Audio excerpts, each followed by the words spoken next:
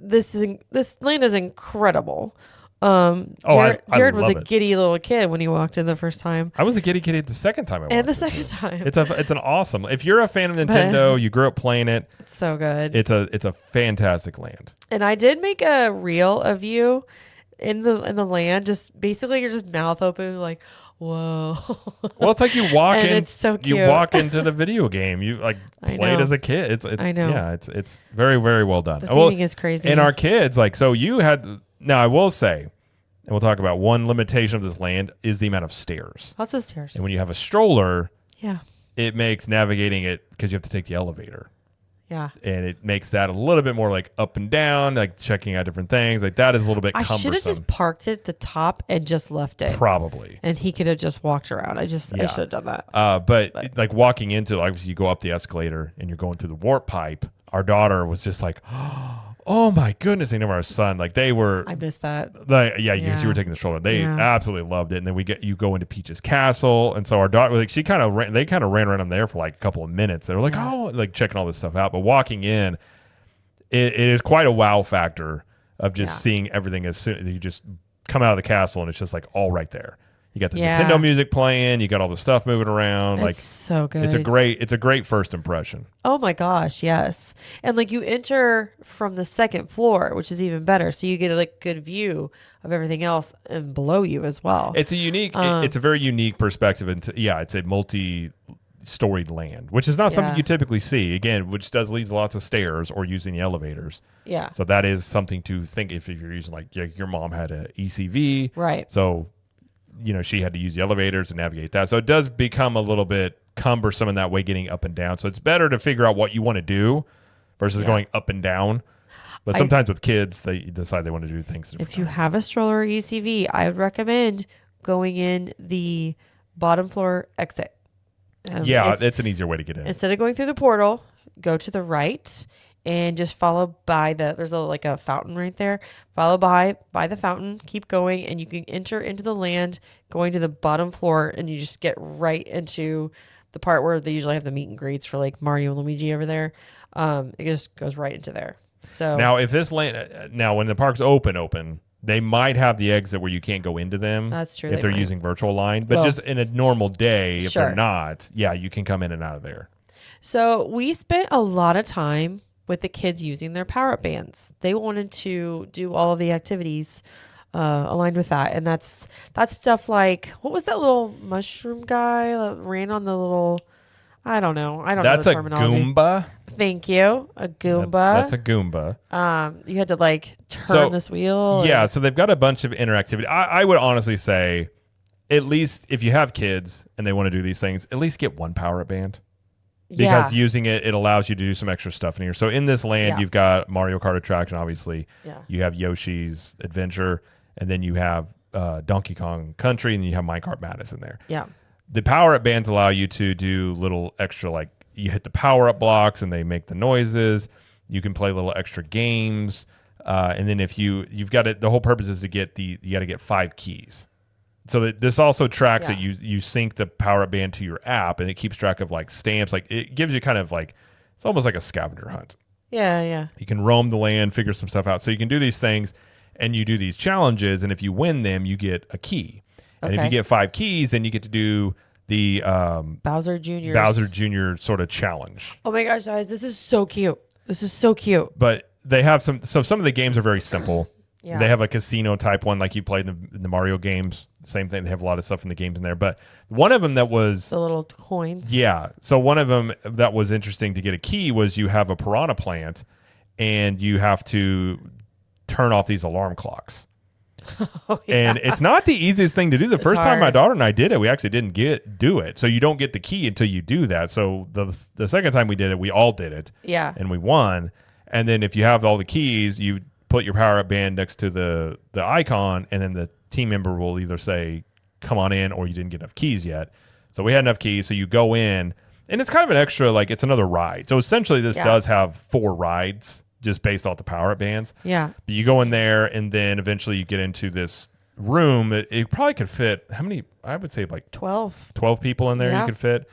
And you have this little interactive game where you essentially do a lot of things like you did in the Mario game. You swat away Bombs. You hit the block to get mushrooms and You have to jump. the flowers. So it uses projection. It's like got your shadow and you're hitting stuff. It's a lot of interactivity there. Fun. But it was a cool game. And then eventually, if you beat him, then you win and all that stuff like that. So it was a lot of fun. You get coins for doing that. It tracks the amount of coins you get, whether you're on Mario Kart or these other things like that. So I think the power-up bands are worth it for that.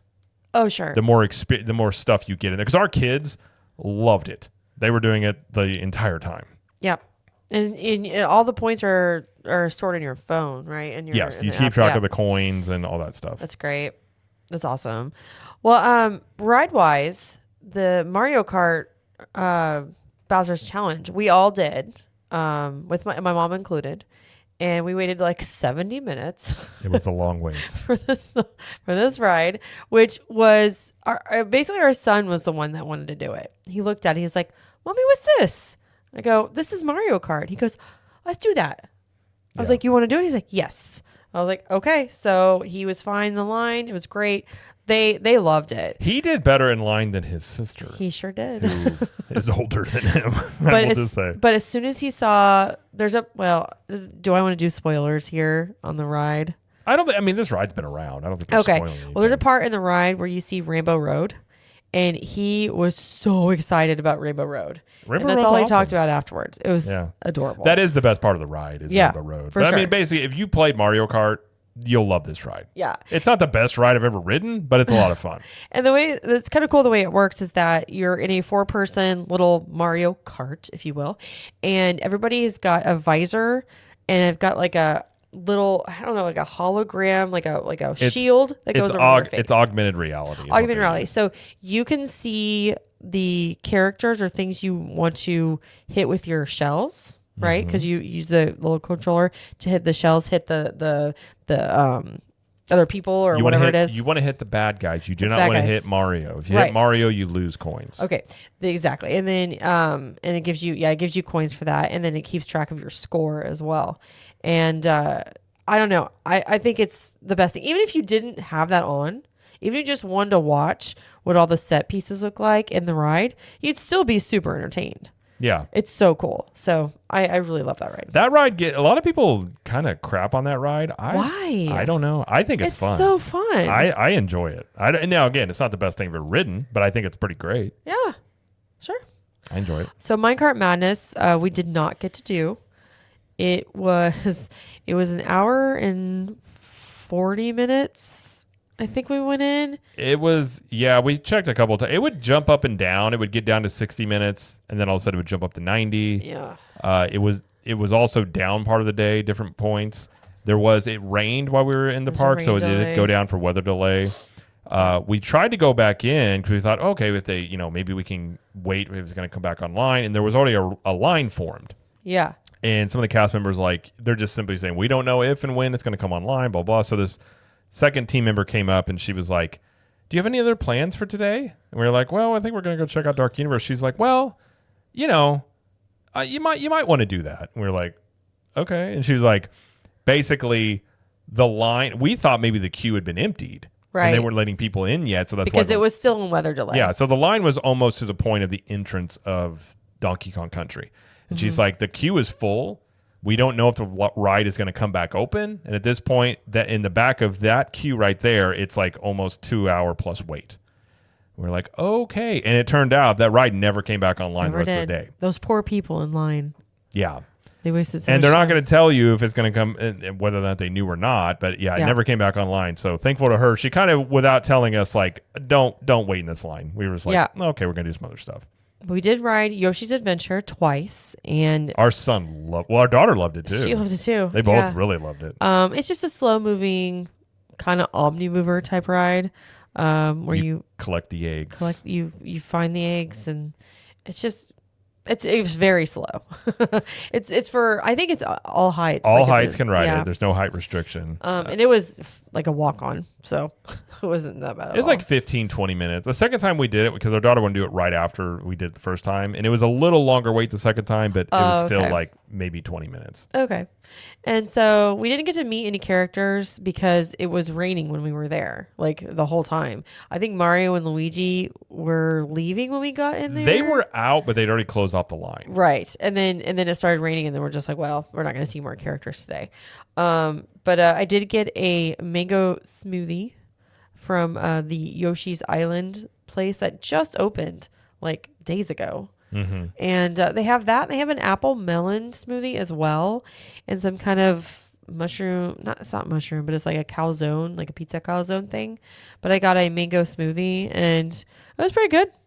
I got a discount with my AP. It was okay. So I'm happy with that. Yeah. Jared doesn't like mango. I'm not big on mango. Okay. But anyway, so with that one though, it's like right outside of Donkey Kong entrance, and the sign is it's kind of hidden. Like if you walk past it, you probably wouldn't even know it's there.